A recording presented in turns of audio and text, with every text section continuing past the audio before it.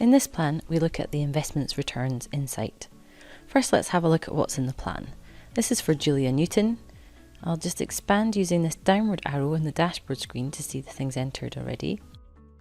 She has some goals for the immediate future, such as doing an online learning course and some luxury holidays in her pre-retirement years. And she's got some general living expenses in the expenses section. You can see there's some investment and pension accounts set up as well as some savings. Each of these accounts is using the default fixed growth rate settings from the plan settings. I have not changed these fixed growth rates for any of these accounts individually. So if I go to my plan settings, you can see in inflation and growth, it's taking this investment growth rate of 6 and it's subtracting 1.5 in fees. To double check that this is the case, go to Year View, top right of the chart, and look in the Investment and Pensions tabs to check the net growth on the account. Click on the account to see the gross rate and the net rate details. This fixed growth rate is assumed year on year in the plan. If I scroll underneath the chart, you'll see it doesn't change. And you can use some of these insights and the market crash simulations in order to look at what happens if this isn't the case.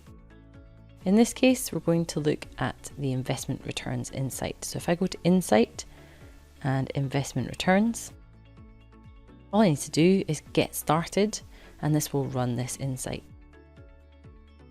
What this is saying is Julia would need 3.69% on her investment and pensions accounts every year in the plan in order to still meet her goals, her objectives and her expenses. This runs the liquid assets to zero by the end of the plan. So if I go to the assets chart, you can see it's just the non-liquid, which is the property left at the end. And if I toggle back to the original plan, there's more assets and pensions left than in the insight. So the insight results, switch back to insight again, gives a net growth rate of 3.69. If I go to Year View by double clicking on the bar, I'll see that the investments and pensions accounts are affected by this growth rate, but not the savings account. Note that as this is a net growth rate, fees are not included in this value. What this gives is an idea of the wiggle room in the plan. Thanks for listening.